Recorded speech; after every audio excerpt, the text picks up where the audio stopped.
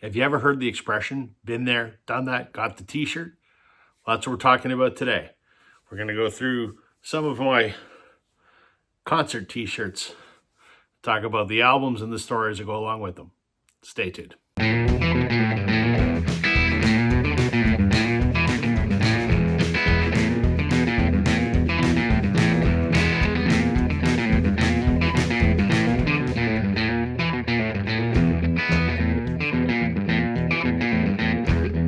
Hey everybody, welcome to Northern Revolutions. I'm Rob. Welcome back if you're returning. Welcome if you're new. I'm a guy that likes to be comfortable. Most of the time I'm wearing shorts, I'm wearing a t-shirt, I'm wearing running shoes and a baseball cap. And most of those t-shirts are concert t-shirts or band t-shirts. Not that that's a conscious style choice. Arguably I have no style, but that's neither here nor there. I've just been to a lot of shows and picked up a lot of t-shirts. I've pulled some of them today. We're going to take a look at them and the album and the concert memory that went with it. So hope you enjoy it. These are in no particular order other than the order I pulled them out of my closet. So here's one. The Eagles. This is the Long Road Out of Eden tour. As you can see right there. And where did I see them? I saw them in Toronto. I'd wanted to see the Eagles for years, and they were always very expensive. Until I finally just decided when they put out Long Road Out of Eden, I go, well, this is the last time the Eagles are ever going to put out a new album. I'm going to this tour. And so my wife and I, girlfriend at the time, wife now, we went to this show. It was at that time it was called the Air Canada Centre, now called the Scotiabank Arena, where the Toronto Maple Leafs play. And they were touring in support of this, which... when did this come out? 2007. So Long Road Out of Eden is a double album. It was their first full studio album since The Long Run. Now they had Hell Freezes Over before that, which was a live album with some studio tracks. This was the first new studio album in 30 years, almost 30 years. So it was a big to-do when this came out, I remember. And so we went and saw them, and they were great. As much as I always say Henley and Fry are arseholes, because they are, I still wanted to see them. So they come out in suits, which I thought was very professional. And they said, hey, if it's good enough for the Beatles, it's damn sure good enough for us. And they put on a great show for 3 hours. This album's not great. It's a double. If it had been a single album, it probably would have been much better. But still, I got to see the Eagles, and I got to see my guitar hero, Joe Walsh. Blew my mind. One of my favorite concert memories. Okay, next up in the pile is U2. This is the Innocence and Experience Tour from 2015. Yeah. As you can see on the back. Ton of dates. They played Toronto on the 6th and 7th of July, 2015. I don't remember what show we went to. This was my second U2 show. I had saw them on the Elevation tour back around 2000-ish. This was great because I went with one of my best friends, Blake, who used to be my roommate, and he and I are massive U2 fans. He's the biggest U2 fan I know. So he and I went to this show. We got seats like one row off the floor. It was just an incredible experience to see that show with Blake. This was when they were touring for Songs of Innocence, which was the one that magically appeared on everyone's iPod and pissed everyone off because they got something for free. I really like this album. You know, the lead single off here was The Miracle of Joey Ramone. Great album. Probably one of their best later albums as far as I'm concerned. Much better than its follow-up, which was Songs of Innocence. But thrilled that Blake and I got to see this show. Okay, this is an important one. This is Fleetwood Mac. This is the On With The Show tour. You can see that is the Rumors lineup of Mick, Stevie, Lindsey, John, and Christine.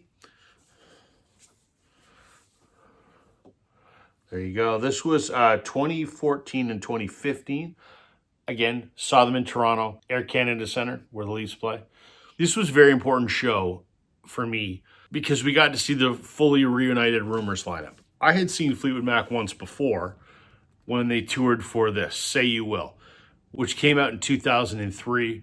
It was their last album of original material. It was the Rumors lineup without Christine McVie. I surprised my dad with tickets. We went to this. My dad loved Fleetwood Mac. Christine was his favorite, so she wasn't there, but it was the only time my dad ever got to see Fleetwood Mac. And it was the only time that my dad and I ever went to a concert together. He's now passed away, so that was it. And this was such a memorable experience.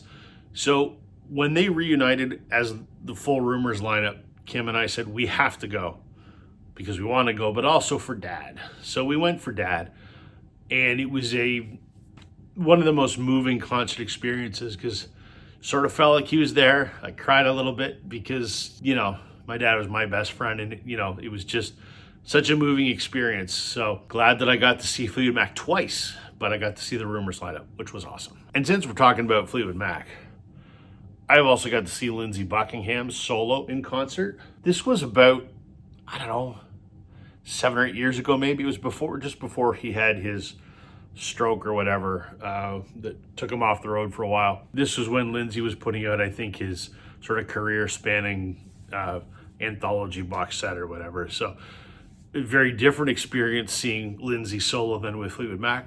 Saw him at the Centre in the Square in Kitchener, Ontario, which was a theater venue, a couple thousand people. It was a friend of mine gave me the ticket because she couldn't go and said, do you want to go? It's tonight. And I said, absolutely. It was great. Glad to see Lindsey do his solo stuff, but also glad to see him do the Fleetwood Mac songs the way he wants to do them. Great experience. I've shared this story before because it happened just recently. I saw Tom Cochrane on the Songs and Stories tour. You can see on the back here it says Hall of Fame circa 2024. Tom was inducted this past summer, into the Canadian Songwriters Hall of Fame, which is a big deal for him. He prefers to be regarded as a songwriter than a musician. So I saw him on this tour in my hometown. We have a performing arts theater, and I had a VIP ticket. So I got to go to the meet and greet, and there was only 4 of us at the meet and greet, which was awesome. So I spent about 45 minutes at this meet and greet, which was awesome. And Tom signed my copy of Victory Day, which is my favorite Tom Cochrane album. He also signed this photo for me. The other thing that was touching is I shared with him a video on my phone of my son when he was younger, when he was, 4 or 5, on a little toy ukulele belting out Life is a Highway. And Tom was moved by that. And he signed a picture to my son, Life is a Highway, your friend Tom Cochrane. He said, I want you to give this to your son. And it's hanging up in my son's room. So meeting Tom Cochrane was the most incredible experience of meeting a musician that I've ever had. He was such a genuine, personable man. I'll never forget it as long as I live. Okay, this is for you, Racer Joe, your favorite. Bryan Adams. This was the Reckless 30th anniversary tour in 2015. This was the Canadian leg of the tour. And I saw him in Hamilton, Ontario at what was Copps Coliseum. Don't know what the hell it's called now. It is a hockey arena. So my wife and I went. It was, I think, her first Bryan Adams show, my second. And he was touring in support of Reckless, but the 30th anniversary of Reckless, which this is the 30th anniversary edition. So there's an extra 5 songs that were left off the album, and then there's some live stuff. And he played Reckless, including the 5 bonus tracks, live in its entirety. So cool experience to see this seminal 80s album done live in its entirety. Really enjoyed that. And what was cool is he comes out for the encore. He says, I've got a few friends here. I hope you don't mind if they join me. And out walks Randy Bachman from Bachman Turner Overdrive and Kim Mitchell from Max Webster. And they played with him. And it was just a great, cool experience. I was sick as a dog that night with a cold, but I wouldn't have missed it for anything. It was an awesome show. Okay, this might seem not like maybe what you'd expect, but I saw Neil Diamond. This man is awesome. This was his 2012 World Tour, and I saw him in Toronto again at the Air Canada Centre that I've mentioned before. He wasn't touring in support of anything. It was just kind of a, greatest hits legacy kind of show. I'm going to show this Neil live from the Greek. Neil puts on an incredible live show. And when I saw him, he was in his 70s. He was still awesome. Had the black sequin shirt on. And there was no video screens, no light shows, just him his band, and he was awesome, and I loved every second of it. Went to that show with my mom. That was the days when my mom and I had a little better relationship than we do now. But her and I did go to some concerts, and I will cherish that memory. It was a lot of fun. I've shared this story on my channel before too. I also saw Sixto Rodriguez. No tour dates on this, but Rodriguez of Searching for Sugar Man fame. I love both his albums, Coming From Reality and Cold Fact. And he came to Kitchener, Ontario, where my friend Brian and I went to see him. And of course, he played just about everything from Cold Fact. It was just him on a stool with an acoustic guitar. Had vision trouble at the time, so someone walked him on stage, sat him on the stool, and then he played for 2 hours and knocked our socks off. He still had it. It was amazing. I got to meet him oh so briefly after the show for all of about 15 seconds to say hi, which is great because the man was a legend, an unsung hero, I guess, whatever you want to call him, a man who didn't get his proper dues until very, very late in life. So I treasure that I got to see him and meet him very briefly. And yes, this is a South African pressing of Cold Fact. It's one of my prized records. Well, you had to know these guys are going to come up in my video if you've watched any of my videos before. Emma, Richard. I don't want to hear any jokes about this. It's my favorite band, and I've seen them a lot, so who cares? Blue Rodeo. I have seen Blue Rodeo 51 times, I believe. This was for the 30th anniversary of 5 Days in July. They toured to support that album, which is this album. Incredible. It's their magnus opus. It's their best. It's kind of their answer to Neil Young's Harvest, is what some of the critics like to say. Anthemic in this country. This album holds a pretty important place in the annals of Canadian music history for songs like Hasn't Hit Me Yet. This is the deluxe reissue on neon orange vinyl. What made seeing this tour special, and I've seen every tour they've done since 2000 and maybe multiple times, is that they performed this album in its entirety live, which is cool. Because even though I've seen them 51 times or whatever, there's a few songs on here I hadn't heard live. So great to hear this in its entirety. I'll stay with Blue Rodeo for just another minute. This is the Many a Mile tour in 2022 that actually rolled over into January of 2023 as well. So you can see there's everywhere they went. And I saw them way down here in Kitchener, Ontario. Again, at the Center in the Square, that theater venue. I see a lot of concerts there. It's an amazing place to see concerts. They were touring in support of this album, Many a Mile, which they had recorded the year before, year and a half before during the pandemic. It's their most recent album. They're first with Jimmy Boskill, who replaced my good friend Bob Egan, who'd been in the band for 17 years and retired. Interestingly, I saw them later that year, again, at Center in the Square in Kitchener. They're playing the following December, still supporting the Many a Mile tour. And I went to that show on the band's guest list because my pal Bob played in the band. I was talking to him the day before the show, and he goes, "Are you going to the show tomorrow night?" I said, "I'm not." I said, "I just didn't get around to getting a ticket."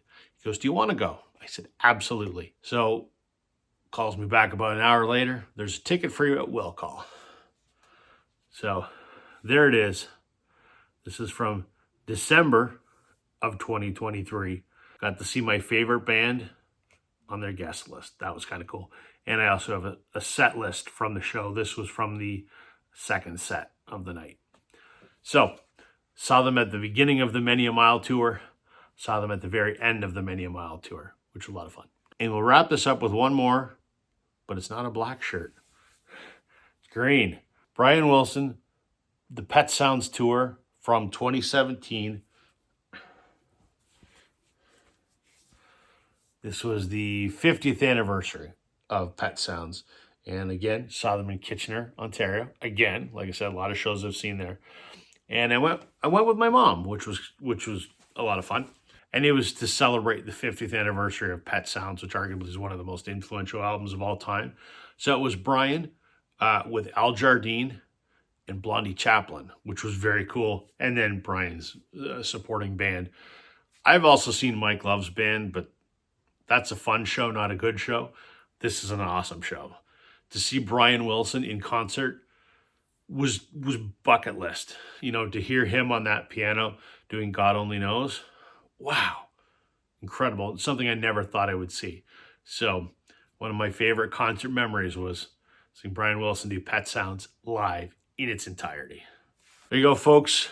There is some of the many, many concerts I've been to, some of the many, many t-shirts from those concerts, and some fun memories for me. Hope you enjoyed that. Drop a note in the comment. Tell me about the great concert experience you had. Love to hear it. That's everything for me today, everybody. Thank you for watching. I'll catch you on the flip side.